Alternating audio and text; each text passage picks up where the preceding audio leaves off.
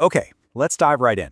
Today we're going to explore one of the most powerful and, maybe one of the most misunderstood concepts in Islam. This idea of jihad is a deep, internal, spiritual struggle. Now, I want you to think for a second. When you hear that word jihad, what's the first thing that pops into your head? For a lot of us, right, that word probably brings up images of conflict, of physical battle. And while that is one of its meanings, the sources we're digging into today show us a much deeper, far more personal struggle, one that happens inside each and every one of us. But here's the thing. Before we can even get into that deeper meaning, we've got to talk about a pretty big hurdle. The communication barriers that so often get in the way of really understanding concepts like this. And this is not some new problem. I mean, as our source material points out, we're talking about deep-seated historical tensions that kind of color our perceptions before a single word is even said. It just makes having a clear, open conversation, well, incredibly difficult.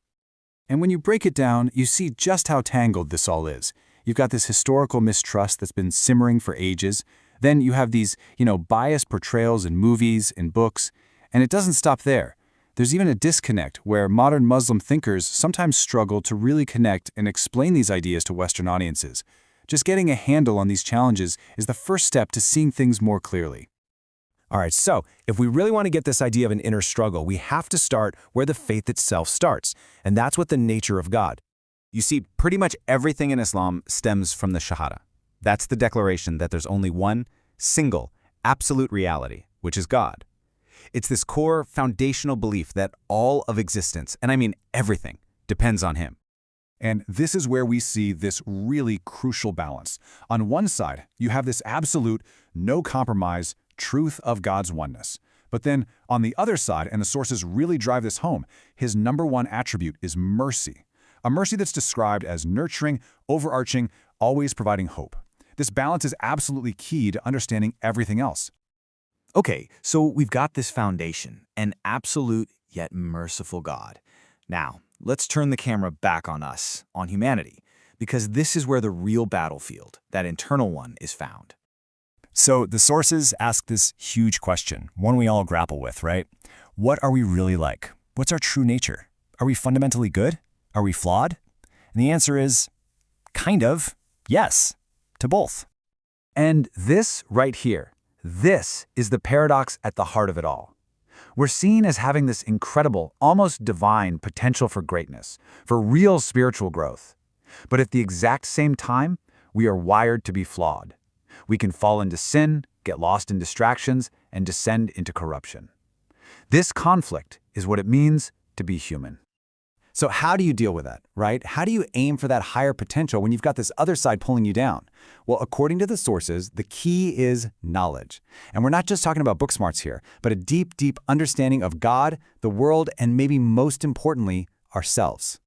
And that brings us right to the core of what we're talking about today, the primary struggle, the real jihad. So this is the goal. When we talk about knowing the self, it's not about boosting your ego. In fact, it's the total opposite. It's about peeling back the layers of that ego, all the worldly distractions, all our flaws, to find that divine spark inside. It's the constant fight to make what you do on the outside match the best version of yourself on the inside. And look, this isn't some fuzzy, abstract idea. The sources actually lay out a really practical path to get there. It means introspection, and that's taking a hard, honest look at yourself. It means prayer, building that direct line to God. And it means alignment, actively working to make your behavior line up with your spiritual goal. And so, at the end of the day, this ongoing internal work, this effort to get better, to overcome our own weaknesses, to get in sync with the divine, that is the greater struggle. It's a battle fought every single day, not out there on some field, but right here in our own hearts and minds. But what's the end game? What's the point of all this struggle? Is it just about hardship for hardship's sake?